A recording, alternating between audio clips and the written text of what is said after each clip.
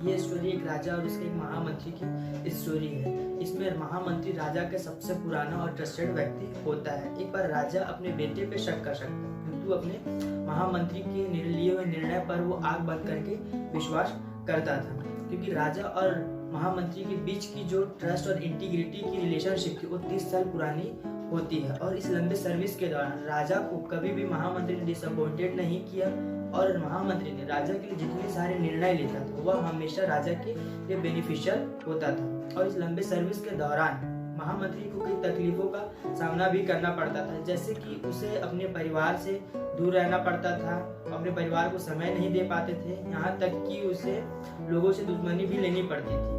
और यह भी होता था कि महाराज के दरबार के लोग भी महामंत्री से जलते थे, क्योंकि महामंत्री और राजा के बीच की इतनी अच्छी बॉन्डिंग, इतनी अच्छी रिलेशनशिप होता है कि उन्हें लगता था कि राजा उन पर आंख बंद करके विश्वास करते हैं, पर हम पर वह विश्वास नहीं करते थे। और इसी फीलिंग की वजह से राजा के दरबार के लोग महामंत्री को राजा के सामने नीचा और उसे बदनाम करने के लिए कई षड्यंत्र रचते थे, पर वह कभी सक्सेस नहीं होते थे। बट कहते हैं ना, टाइम इज अ वॉलेटाइल। एक लंबे समय तक किसी चीज के पीछे लगे रहो तो वह हो ही जाता है।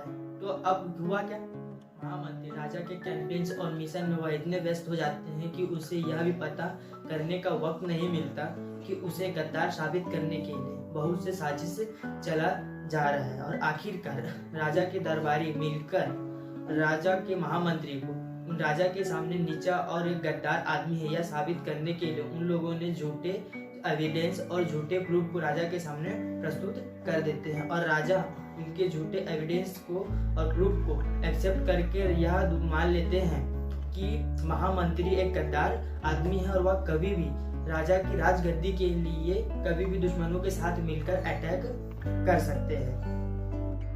राजा अब महामंत्री को उनके अपने पक्ष में कुछ कहने का मौका नहीं देते, उन्हें अपनी सफाई प्रस्तुत करने का मौका नहीं देते। इसका मतलब ये हुआ कि किसी और के कहने पर उनका 30 साल पुराना इतना बड़ा जो रिश्ता था वह किसी और के कहने पर वह फीका पड़ जाता है और राजा महामंत्री को सजाए मौत सुना देता है। और उस समय का ट्रेडिशन ये होता था कि जिस इंसान को मौत की सजा सुना दिया जाता था उसे जंगली शिकारी कुत्तों के बाड़े में हाथ पर बांधकर फेंक दिया जाता था, जहां पर वो जंगली शिकारी कुत्ते उस इंसान को नोच कर उनकी चमड़ियां उधार देते थे, नस फाड़ देते थे, यहाँ तक कि उनकी हड्डियां भी नहीं छोड़ते थे। ऐसे बाड़े में फेंक दिया जाता था। अब यहाँ पर महामंत्री अपनी मृत्यु को बारे में सुनकर राजा से रिक्वेस्ट करते हैं कि राजा उन्हें 10 दिनों की जीने की और मोहलत दे, 10 दिनों के बाद वह उन्हें मृत्यु की सजा दे। तो राजा महामंत्री की इस इच्छा को उनकी अंतिम इच्छा सुनकर, अंतिम इच्छा समझकर उन्हें 10 दिन जिंदा रहने की और मोहलत दे देते हैं। अब महामंत्री 10 दिन की मोहलत पाकर वह सीधे उस बाड़े में जाते हैं जहां पर कुत्तों को पाला जाता था, कुत्तों को रखा जाता था। अब महामंत्री क्या करते हैं, 10 दिनों तक उन कुत्तों की फुल सेवा करते हैं, उनको खिलाते पिलाते नहलाते और उनके साथ रहते हैं। और इस 10 दिनों में महामंत्री कुत्तों के साथ दोस्ती कर लेते हैं। फिर अगले 11वें दिन महामंत्री को राजा दरबार में बुलाते हैं और सुनाई गई सजा के अनुसार उसके हाथ पर बांधकर उसे कुत्तों के बाड़े में फेंक दिया जाता है। अब राजा यह देखता है कि उसे हाथ पर बांध कुत्तों के बाड़े में तो फेंक दिया गया, बट उसे कुत्ते भौंक नहीं रहे हैं, कुत्ते उसे काट नहीं रहे, नोच नहीं रहे। ऐसा क्यों? इससे पहले आज से पहले किसी के साथ भी इन कुत्तों ने ऐसा नहीं किया। अब राजा को इस तरह सोचते देख महामंत्री मुस्कुराते हुए कहते हैं कि प्रभु, मुझे पता है कि आपके दिमाग में क्या चल रहा है और आप मुझे ऊपर बुलाएं तो मैं आपको बताऊं कि यहाँ हो क्या रहा है। तब महामंत्री को राजा अपने दरबार में पुनः बुलाते हैं और उनसे पूछते हैं कि आखिर ऐसा कैसे हो सकता है। तब महामंत्री कहते हैं कि महाराज, मैंने 10 दिन की मोहलत जो मांगी थी उन 10 दिनों में मैंने इन कुत्तों के साथ समय बिताया, इन कुत्तों की सेवा की, इन्हें खाना खिलाया, इनको खाना खिलाया, इनके साथ रहा, इनके साथ घूमा और इनके साथ दोस्ती किया।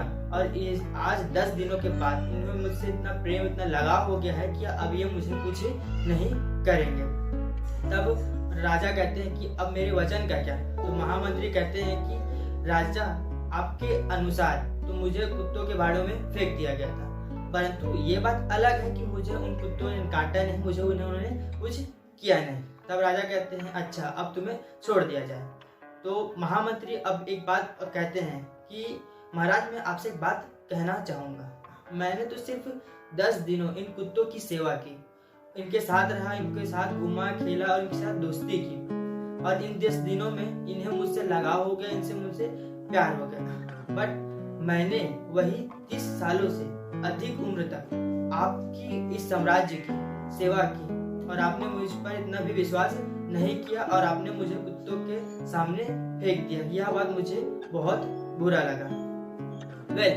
हमारे लाइफ में भी ऐसी बहुत सी घटनाएं होती हैं जिसमें हमने लोगों के लिए बहुत कुछ किया हुआ होता है, बट जब समय आता है तो वो हमारी कद्र नहीं करते। और कुछ ऐसे भी होते हैं जिनके लिए हम थोड़ा सा कुछ कर दें तो उनके लिए हम भगवान स्वरूप बन जाते हैं। हमारी लाइफ में ऐसी भी बहुत सी घटनाएं हुए होते हैं। अगर आपकी लाइफ में भी ऐसा कुछ हुआ हो तो आप कमेंट बॉक्स में जरूर बताएं, क्योंकि आपके कमेंट्स किसी और के लिए इंस्पिरेशन बन सकते हैं।